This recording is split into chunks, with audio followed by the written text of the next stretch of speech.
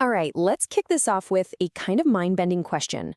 What if your brain isn't the only thing you think with? Yeah, in this explainer, we're diving deep into the power of thinking outside your own skull. And we're going to start with this really powerful quote from Nietzsche.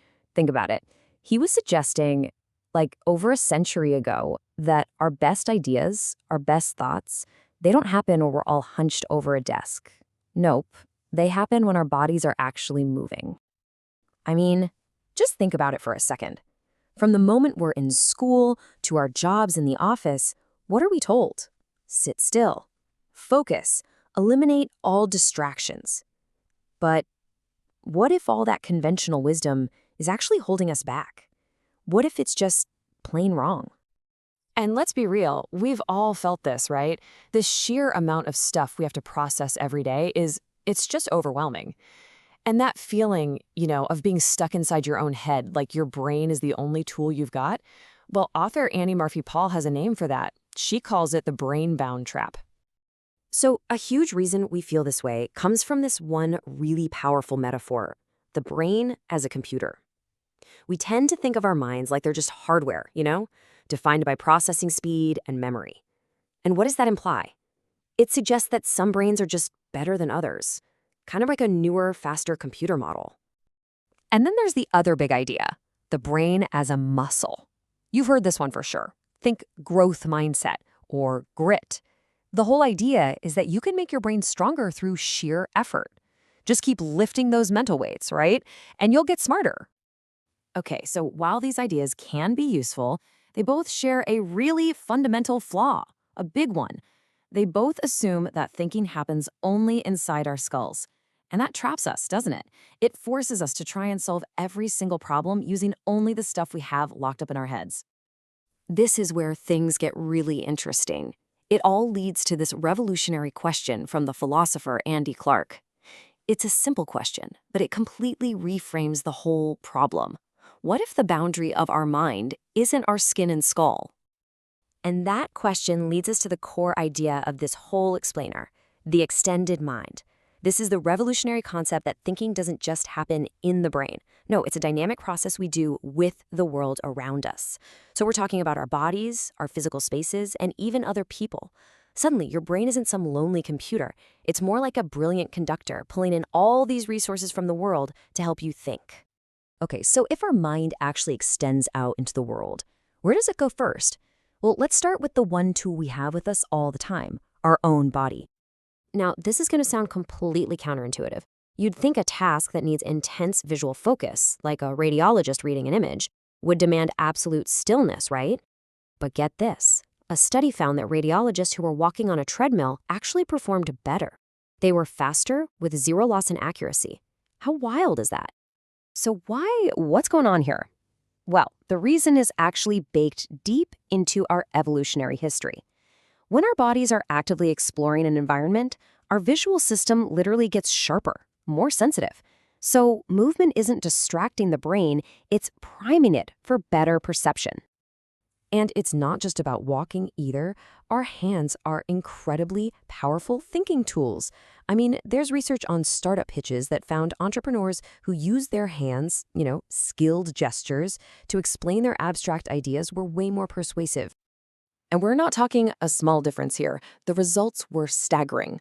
Those entrepreneurs using skilled gestures were a full 12% more likely to get their funding. So why does this work? It's because gestures make abstract ideas feel concrete. They feel real.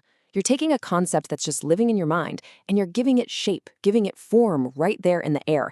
And that convinces investors that this imagined future is already something they can almost touch. All right, so our mind extends into our bodies. We got that. But it doesn't stop there. It also extends out into the physical spaces we're in, basically turning our environment into an active part of our thinking process. Just think about the modern office for a minute.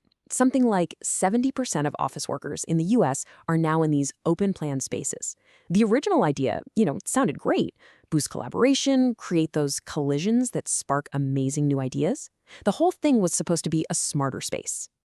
But we all know the reality is often the complete opposite. See, our brains are just hardwired to process speech. We can't simply tune it out. That conversation you're overhearing from 3 desks away, it's competing for the exact same brain resources you need to, write that important report. Okay, now let's contrast that chaotic office with a totally different kind of space, nature. So in one study, they had people take a short walk. The folks who walked through a busy city, no benefit. But the ones who walked through a natural park, their working memory scores jumped by an incredible 20%. And this is a perfect example of something called soft fascination. A chaotic city street aggressively demands our attention, right? It just drains it. But nature gently engages it. Things like the patterns in leaves, the sound of moving water, they calm our minds without boring them. And that's what restores our ability to actually focus.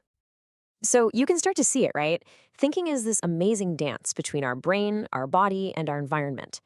But hang on, there's one more partner in this dance, and that's other people. This is the final and maybe the most powerful extension of the mind, thinking with other minds.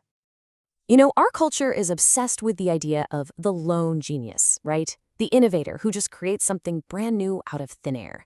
But if you look at history, a far more effective strategy is actually smart imitation. Adapting and improving on the ideas that are already out there. I mean, the classic example here is Steve Jobs. He didn't invent the mouse. He didn't invent the graphical user interface. He saw them during a visit to Xerox PARC.